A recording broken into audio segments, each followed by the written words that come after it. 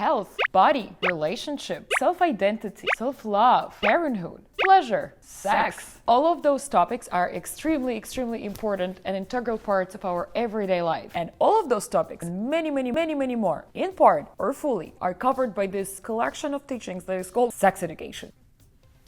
Am I in a musical? Anyway, welcome to Juicy Ed. My name is Julia, and this is my educational channel on all things connected to sex. The topic of today's video is why exactly sex education is important.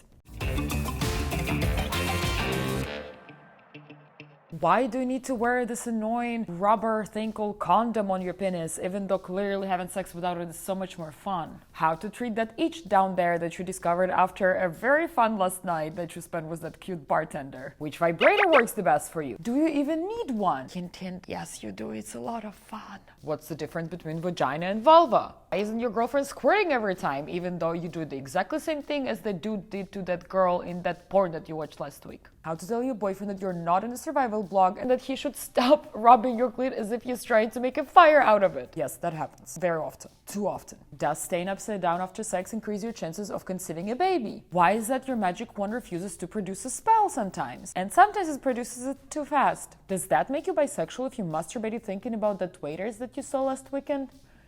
She was cute, wasn't she? These are just a few examples of many, many questions that are answered by sex education. As you can see, sex education really goes far beyond just the actual act of sex on itself, which is, by the way, a very difficult thing to define on its own, but we'll get to that later. It really touches those many, many, many, many integral parts of our lives. So if you want to stay healthy, if you want to have a satisfying sex life, if you want your relationship to grow and blossom, if you want to be ready for parenthood, if you want to truly love yourself, if you want to truly know who you are, then you need sex education. It saddens me greatly that there are so many people on this planet who grew up without basic sex education. And there are still so many growing up like this. In my humble opinion, it is not only wrong, but just plain simple dangerous to have the whole society not being educated on these topics. And even for those who had sex ed at school, please, please, please do continue the education. You'd be very surprised how many more interesting and cool and important things you can still learn in this area. And for those who doesn't know where to start or continue your sex education journey, I prepared this selection of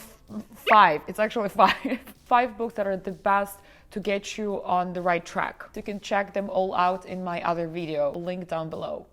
To wrap it up, I'm actually very hopeful that this situation with the sex ed not being widespread enough can change. And soon sex education is going to be spread to every corner of the earth and the conversation about this is going to be normalized.